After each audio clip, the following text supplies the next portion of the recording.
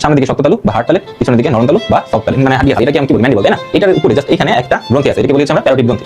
এই সেই প্যারোটিড গ্রন্থি, এটার মধ্যে প্যারোটিড নালী আছে, এটা মুখ গহ্বরে, এটা থেকে যে রস বের হইতেছে, এটা আমরা বলছিলাম লালা গ্রন্থি থাকে টোটাল 3 জোড়া। তো এটা হচ্ছে একটা প্যারোটিড গ্রন্থি, ওই পাশে আরেকটা প্যারোটিড গ্রন্থি থাকবে, এই হচ্ছে এক জোড়া। বা ওরাল ক্যাভিটির ভিতরে কি কি স্ট্রাকচার থাকে।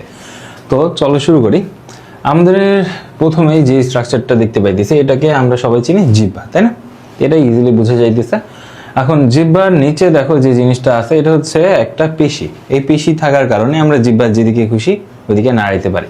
তো এইটা স্ট্রাকচার আমাদের জন্য অত ইম্পর্টেন্ট না, আমরা এর পিছনের দিকে কিছু স্ট্রাকচার ভালো মতন শিখবো।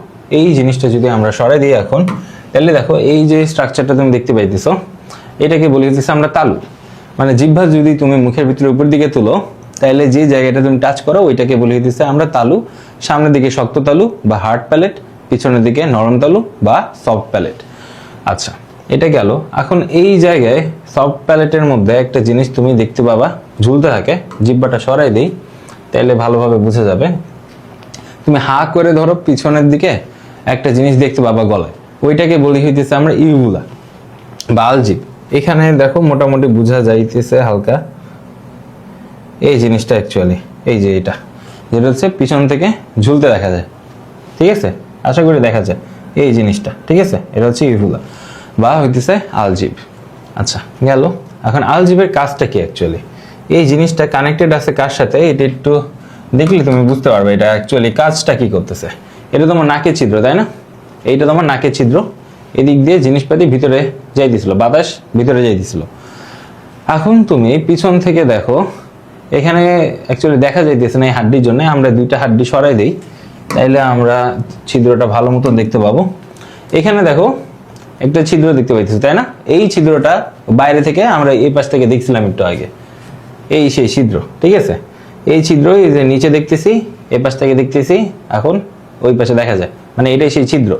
এখন এই ছিদ্রতে বাতাস এই বরাবর আসে, এসে দেখো এদিক দিয়ে নেমে এদিক দিয়ে যায়। আবার এই দিক দিয়ে তোমার মুখ দিয়ে খাওয়ার আসে, এদিক দিয়ে খাওয়ার আসে, তারপর এগুলো এদিক দিয়ে যায়। এখন ধরো তুমি হইতেছে শুয়ে থেকে খাইতেছো, বা তুমি কোনোভাবে একটা মাথা নিচের দিকে দিয়ে একটা পজিশনে আসো, ওই সময় তোমার মুখের মধ্যে পানি আছে বা কোনো কিছু আছে। এই সময় কি হইতে পারে, নিচ থেকে খাওয়ার টাইপের জিনিসপাতিগুলা তোমার নাক দিয়ে বের হয়ে চলে আসতে পারে। তো এই আলজিভ করে কি, আলজিভ এই যে এই জায়গাটা ব্লক করে দেয়, মানে বন্ধ করে দেয়। এর ফলে তোমার খাবারটা এদিক দিয়ে বের হইতে পারে না, ঠিক আছে? এটাই হইতেছে এর প্রধান কাজ। আচ্ছা, আরো কাজ আছে, ওগুলোর মধ্যে আমরা যাবো না, এতটুকু রিলেট করা যায়, এতটুকুই কাজ। আচ্ছা, এরপরে আসো, খাওয়ার নামতেছে, নাক দিয়ে বাতাসও আসতেছে। তো এই দুইটা জিনিস রে পৃথক করতেছে কে? এখানে কিছু জিনিসপাতি আমরা সরাই দিব যাতে হইতেছে আমরা স্ট্রাকচারটা ভালো মতন বুঝতে পারি। এই দেখো, এই জিনিসটাকে বলতাম আমরা ষড়যন্ত্র। ষড়যন্ত্র কি ছিল, আমরা একটা আলাদা ভিডিও বানাইছি শ্বসন যন্ত্রের উপরে বা তোমার শ্বসন তন্ত্রের উপরে। ওই জিনিসের মধ্যে ওইখানে ষড়যন্ত্র আমরা কি কাজ করে, কেমনে সাউন্ড উৎপাদন করে ব্যাখ্যা করছি। তো ওই কাজের মধ্যে আমরা এখন যাব না, আমরা জাস্ট এটা বলতেছি এটা শ্বসন যন্ত্র। এইটার উপরে যে অংশটুকু দেখতেছো এই যে লাল রঙের, এটাকে হইতেছে আমরা বলি কি এপিগ্লটিস। এপিগ্লটিস কি করে, যখন খাওয়ার এদিক দিয়ে নামে তখন এপিগ্লটিস করে কি, এইখানে যে শ্বসন যন্ত্র আছে বা শ্বসন তন্ত্র আছে, এটার যে ছিদ্র এটাকে বন্ধ করে দেয়। এটা বন্ধ করে দিলে কি হয়, খাবারটা ট্রাকিয়ার ভিতরে ঢোকে না।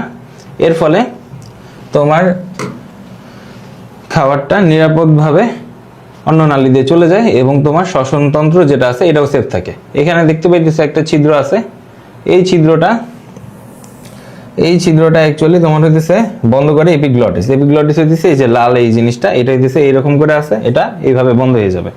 তাই বলে এই ছিদ্রটা বন্ধ হয়ে যাবে, তো খাবার ডিরেক্ট নিচে চলে যাবে। এইটাই মোটামুটি স্ট্রাকচার। আর সামনে থেকে তোমাদের 3টা গ্রন্থি আছে, এই গ্রন্থি আমরা দেখে নিই।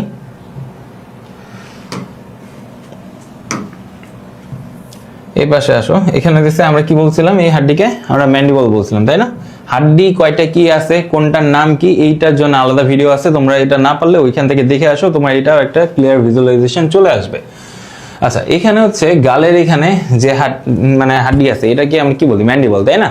এটার উপরে জাস্ট এইখানে একটা গ্রন্থি আছে, এটাকে বলি হচ্ছে আমরা প্যারোটিড গ্রন্থি। এই সেই প্যারোটিড গ্রন্থি, এটার মধ্যে প্যারোটিড নালী আছে, এটা মুখ গহ্বরে, এটা থেকে যে রস তৈরি হইতেছে এটা যায় নিঃসরণ করে দিচ্ছে। আচ্ছা, এটা গেল।